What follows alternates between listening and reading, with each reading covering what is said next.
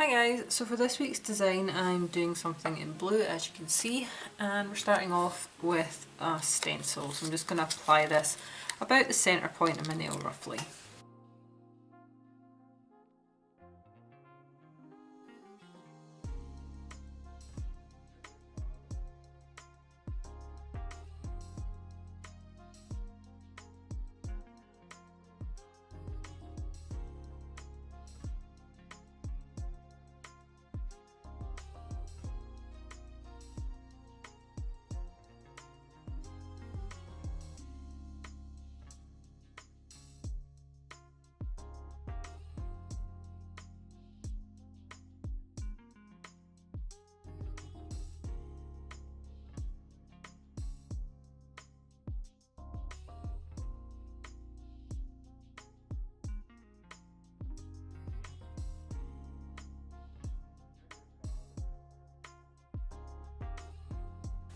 So lastly what I'm going to do is use this holographic polish just over the blue areas. I've still left this chevron in the middle just completely blank.